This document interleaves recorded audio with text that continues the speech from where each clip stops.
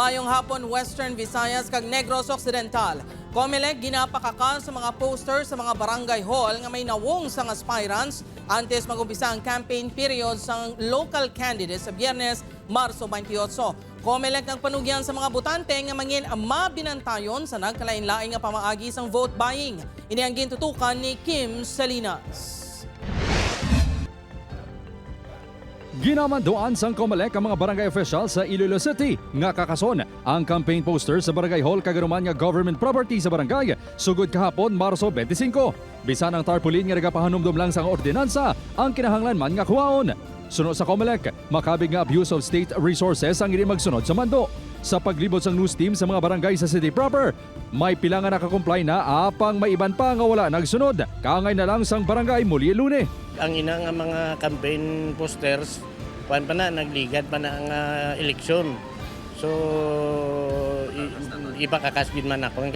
Madumduman nga ginpahanugutan na sang Comelec ang mga barangay kag SK officials nga mangin partisan sa palabuton nga eleksyon. Base ini sa Supreme Court ruling nga wala nalakip ang elective officials sa pagdumili sa pagpangampanya. Because they are elective officials, so pwede sila maka-engage. Unlike i-qualify naton sa unlike sa civil service positions, for example, government employees, appointive government employees under civil service. So hindi sila pwede kapangampanya. Samtang kay nasangaga, ginlunsar ang kontrabigay committee kontra vote buying kag vote selling. Nagpaandam ang Comelec sa mga aspirant nga makabig election offense kag mahimo mapreso kung mapamatudan nagabakal sang boto. Pila sa makabig vote buying amo ang pagpanagtag sa mga kwarta kag goods sa dalagko nga pagtililipon nga may upod nga sample ballots, paghiwat sang bingo kag iban pang aktibidad nga may mga premyo kag may posters sang kandidato, kag pag house-to-house campaigning nga may dala bugas o kon groceries. Sa pamangkot, kung makabing nga vote buying, ang pagpatigayon sang social services kaangay sang AX ang DSWD, kag dole tapad nga masami ginaupdan sa mga politiko.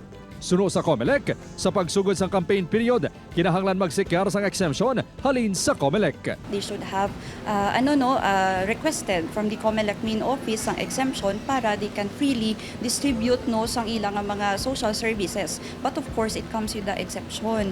Like for example, medical assistance and burial assistance. So that is considered an exception. Upod Kirmel Porquia, Kim Salinas, 1 Western Visayas.